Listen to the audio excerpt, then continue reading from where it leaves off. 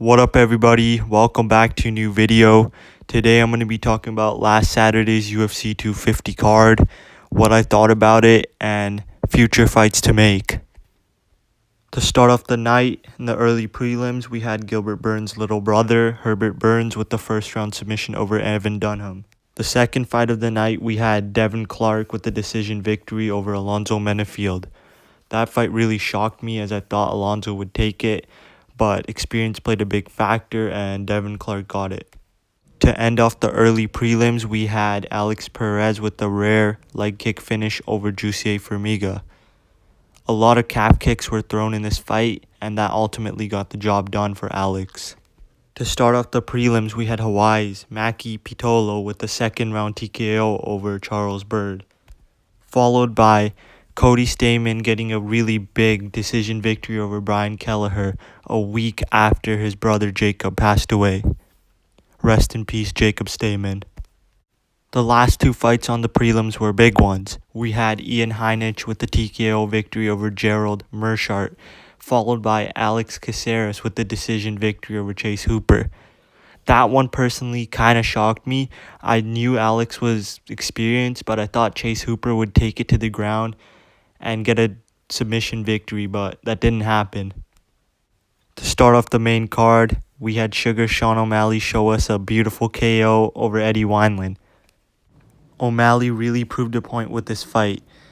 He showed beautiful striking. He faked his uppercut, came up with a straight, and just knocked Wineland out.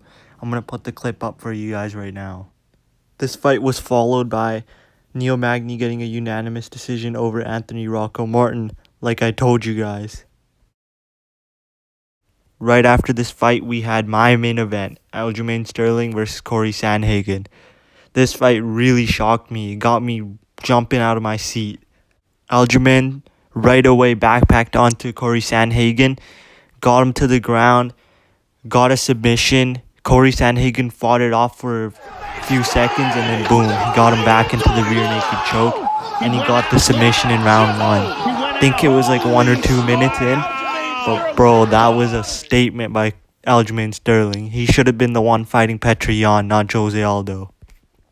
In the co-main event, we saw Cody Garbrandt return back to his old ways with a second round KO over Rafael Sunsao.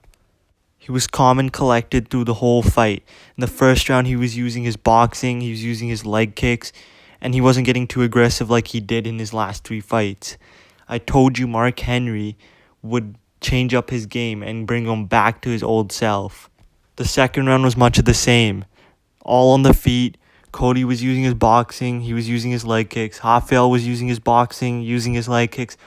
But right at the buzzer, Cody connected with one of the best punches I've ever seen, one of the best knockouts I've ever seen. Sunsao attacks the body late in the round.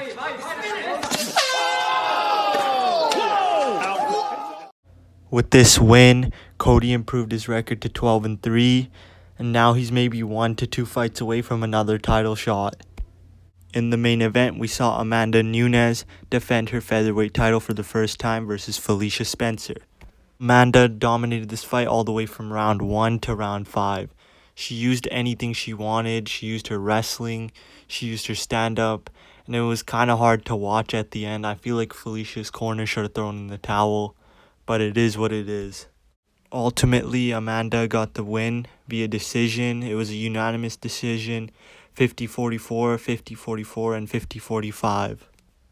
After seeing this event, here's some fights I think should happen. I feel like Sean O'Malley should fight either Song Yadong, Marlon Vera, or even Jimmy Rivera. If he gets a victory over one of those guys, it can really boost him up, and nobody would really say he's fought nobody. And plus, all those fights are really big tests for him. For Neil Magny, I feel like he should fight either Michael Chiesa or Jeff Neal.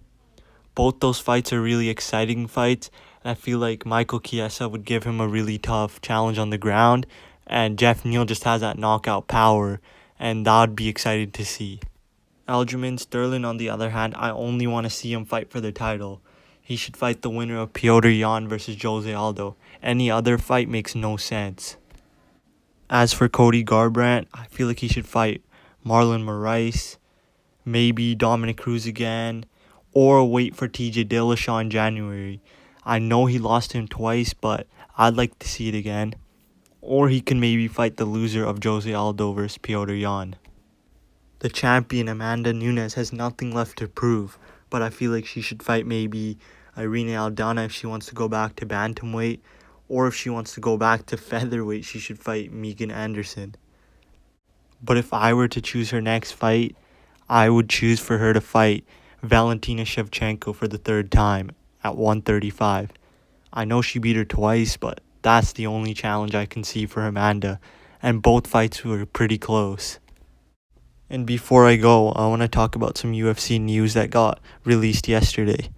UFC 251 is going to be headlined by Kamaru Usman versus Gilbert Burns. The co-main event of that is going to be Alexander Volkanovski versus Max Holloway 2. And then for the vacant bantamweight belt, it's going to be Piotr Jan versus Jose Aldo. Also in that card, it's going to be Paige Van Zandt versus Amanda Ribas. And we're going to have Rose Namajunas versus Jessica Andrade too. These fights are going to take place at Yas Island in Abu Dhabi, and it's called Fight Island. This is what we've all been waiting for.